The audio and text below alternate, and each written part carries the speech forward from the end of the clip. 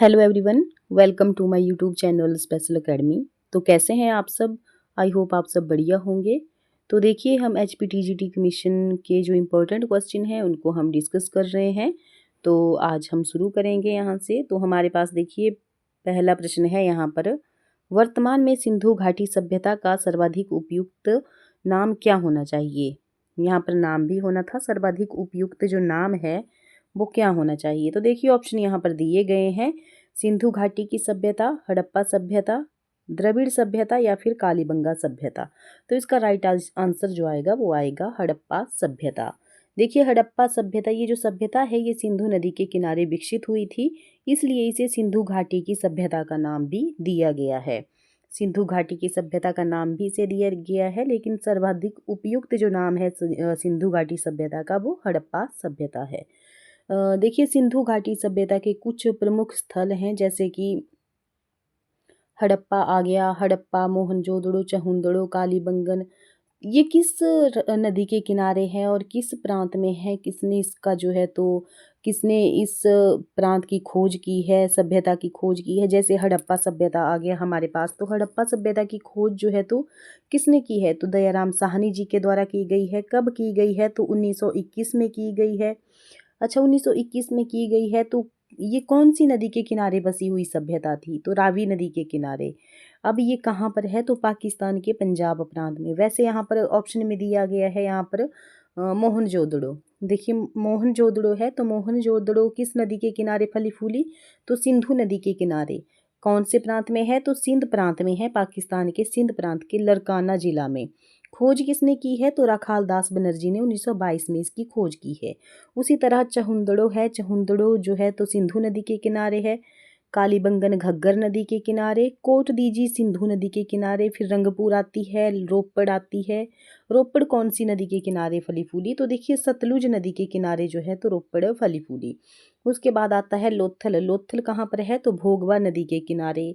फिर आलमगीरपुर आता है हिंडन नदी के किनारे। सुतकांगेडोर आता है दास्क नदी के किनारे। इस तरह से बहुत सारी जो सिंधु घाटी की सभ्यता के नाम है, प्रमुख स्थल हैं, वो यहाँ पर आते हैं। जैसे धौलावीरा भी आता है, फिर बनमाली आता है, सुतकांगेडोर आता है। इस तरह से सिंधु घाटी सभ्यता के जो प्रमुख स्थल है वो यहाँ पर आते हैं। बढ़ते हैं नेक्स्ट क्वेश्चन की तरफ। नेक्स्ट है, भारत में कृषि का प्राचीनतम साक्ष्य कहाँ मिलता है? भारत में प्राचीनतम साक्ष्य कहाँ मिलता है कृषि का? तो देखिए, ऑप्शन यहाँ पर दिए गए हैं, मोहनजोदड़ो, कोल्डिहबा, मेहरगढ़ या फिर बुर्जहोम। तो इसका जो यहाँ पर राइट आंसर आएगा वो आएगा ऑप्शन नंबर यहाँ पर सी सही हो जाएगा, मेहरगढ़। मेहरगढ़ यहाँ पर सही आंसर हो जाएगा। देखिए, कृषि का आविष्कार जो है तो नवपाषाण काल में हुआ है। तो ध्यान रखना है आपने, कब हुआ है? तो नवपाषाण काल में। कृषि का आविष्कार कब हुआ?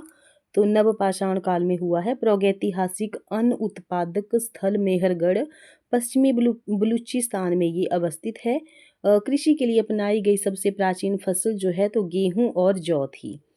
तो देखिए, कौन कौन सी फसल थी सबसे प्राचीनतम? तो गेहूं थी और जौ थी।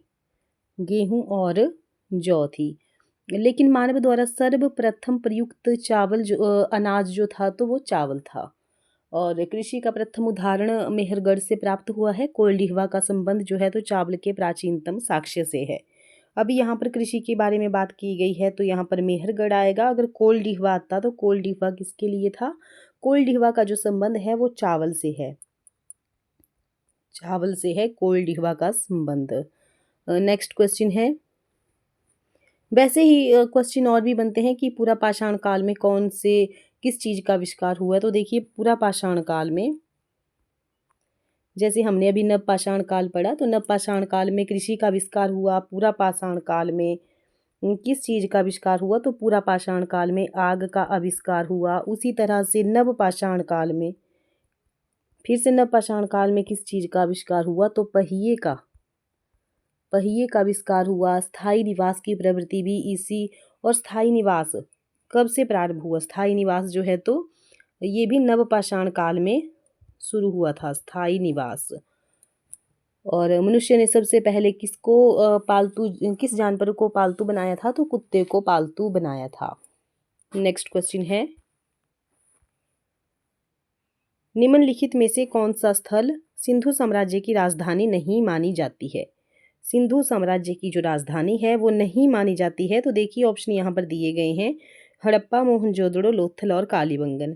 तो इसका जो राइट आंसर आएगा वो आएगा option number C, Lothal. Lothal जो है तो सिंधु साम्राज्य की राजधानी जो है तो नहीं मानी जाती है। क्यों नहीं मानी जाती है ये सिंधु सभ्यता की राजधानी? क्योंकि ये जो लोथल है ये एक बंदरगाह है। बंदरगाह शहर था जो गुजरात में ये स्थित है।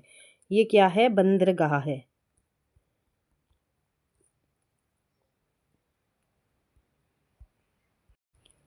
बात करें अगर सिंधु घाटी सभ्यता की, तो सिंधु घाटी सभ्यता की राजधानी जो थी तो हड़प्पा और मोहनजोदड़ो थी।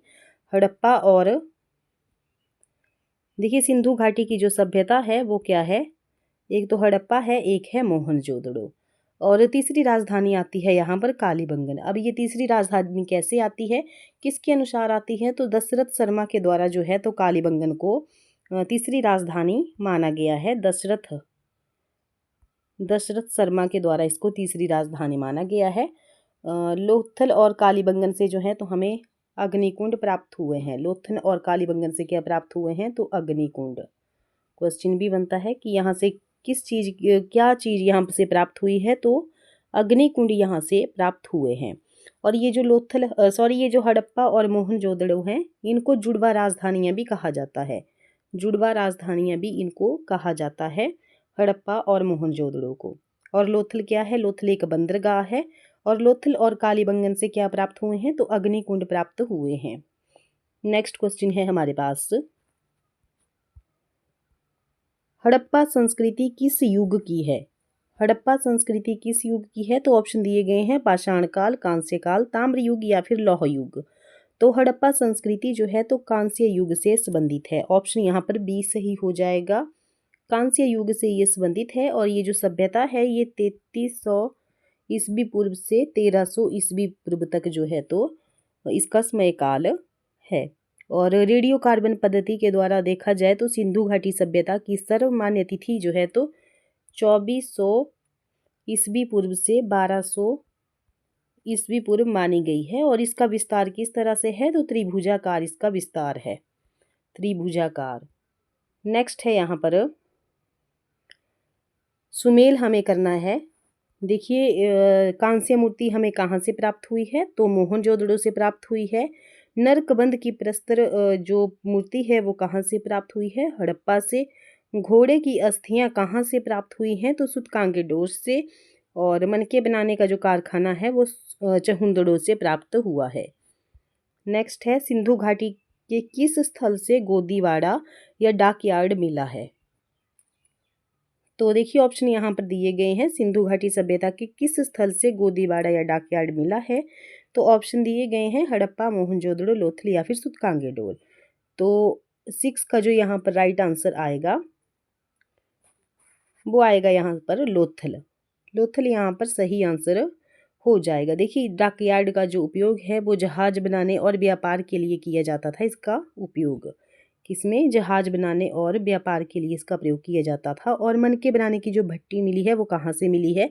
तो जो सिंधु घाटी सभ्यता के लोगों की उन्नत तकनीक और कला का एक प्रमाण है मनके बनाने की भट्टी। ये भी हमें लोथल से ही प्राप्त हुई है। नेक्स्ट है, मोहनजोदड़ो से प्राप्त पुरुष देवता जिसे हम पशुपति महादेव के चारों ओर एक पशु समूह कौन कौन से खड़े हैं? पुरुष देवता या पशुपति महादेव के चारों ओर कौन सा पशु समूह खड़ा है?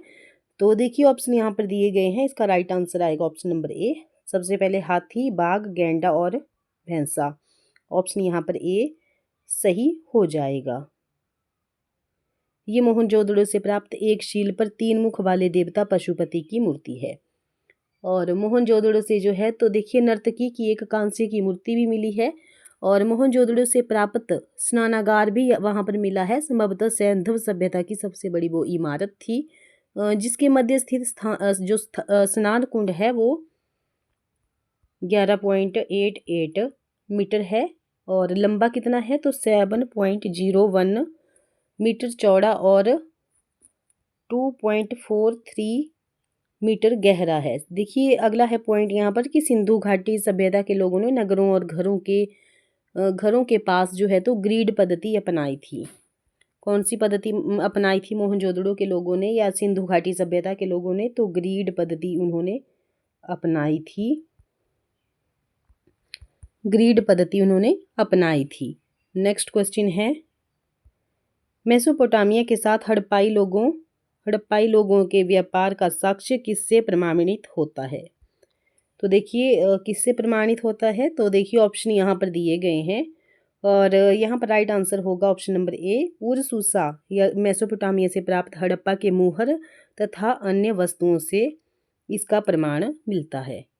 नेक्स्ट है, सिंधु सभ्यता के नगर प्राय नदियों के किनारे पाए गए हैं। निम्नलिखित सिंधु सभ्यता के नगरों का उन नदियों से मेल कीजिए। तो देखिए हड़प्पा जो है तो किस नदी के किनारे है? तो रावी नदी के किनारे है।